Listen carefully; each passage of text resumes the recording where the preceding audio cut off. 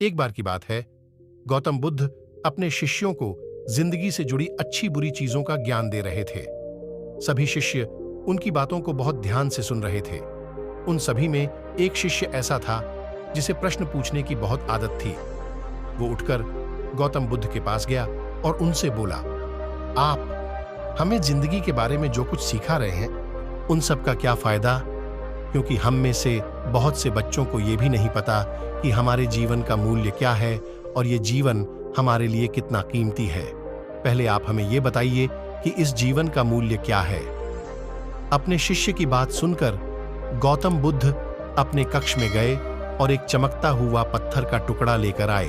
वो टुकड़ा उन्होंने अपने शिष्य को दिया और बोले, मैं तुम्हें इस जीवन का मूल्य तब बताऊंगा जब तुम इस पत्थर का सही मूल्य पता लगाकर आओगे।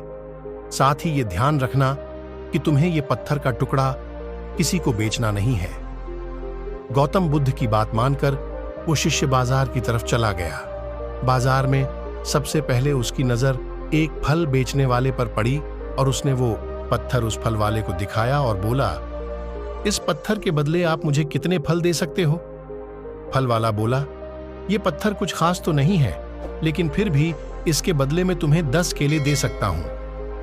वो शिष्य उस पत्थर को लेकर आगे चला गया। फिर उसे एक सब्जी वाला मिला। शिष्य ने उस सब्जी वाले से उस पत्थर की कीमत पूछी।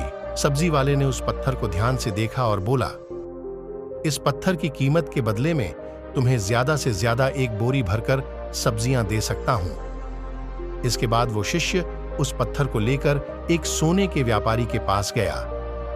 उस पत्थर की टुकड़े की चमक देखते ही उस सोनार ने उसकी कीमत 100 सोने के सिक्के लगाई। शिष्य ने वो टुकड़ा बेचने से मना किया तो वो सोनार उसके बदले 200 सोने के सिक्के देने को भी राजी हो गया, लेकिन शिष्य ने वो पत्थर नहीं बेचा। इसके बाद वो शिष्य एक हीरों के व्यापारी के पास गया और उनके सामने उसने वो पत्थर के टुकड़े को रख दिया।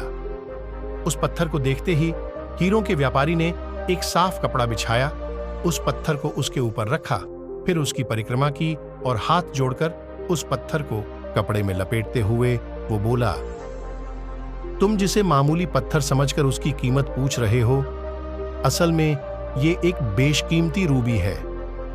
ऐसा रूबी हर किसी को नहीं मिलता। मैं अगर अपना सब कुछ बेच भी दूं तो भी इसकी कीमत नहीं चुका सकता। उस व्यापारी की बातें सुनकर वो शिष्य हैरान हो गया।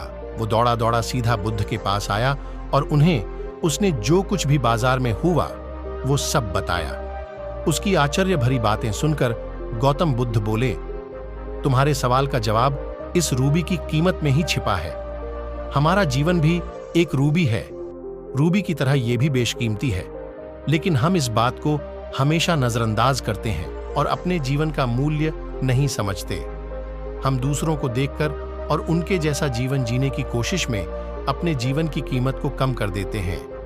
हम ये सोचते हैं कि हमारी जिंदगी की कीमत वही है जो दूसरे हमें बताते हैं, लेकिन ये बात हमेशा ध्यान रखना कि सामने वाला अपनी हैसियत, बुद्धि और अपनी समझ के हिसाब से तुम्हारी कीमत लगाता है। जिंदगी सिर्फ एक बार मिलती है, इसलिए इसको बर्बाद ना करें। अपनी जिंदगी को उतना ही कीमती समझें जितना कीमती आप अपने बैंक में रखें रुपयों को समझते हैं। आज के समय में लोग अपनी जिंदगी से ज्यादा कीमती प्यार, पैसों और दिखावे से भरी चीजों को समझते हैं। प्यार के चक्कर में लोग सुसाइड कर लेते हैं, पैसों के चक्कर में ऐसा काम करने लग जाते हैं जिससे उनकी जिंदगी बर्बाद हो जाती है। नाम कमाने के चक्कर में उल्टे सीधे काम करने लग जाते हैं। हमेशा याद रखें कि दिखावा करना जरूरी नहीं है। प्यार दोबारा मिल सकता है, पैसा फिर कमाया जा सकता है, लेकिन जिंदगी को फिर से पाया नहीं जा सकता। इसलिए अपनी इस बेशकीमती जिंदगी को अच्छे से जिएं, हर पल का आनंद लें।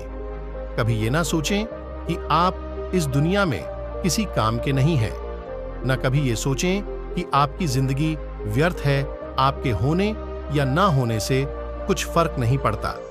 जब भी ऐसे नेगेटिव विचार आपके मन में आए तो खुद को बस ये याद दिलाएं कि जीवन एक रूबी है और ये बेशकीमती है।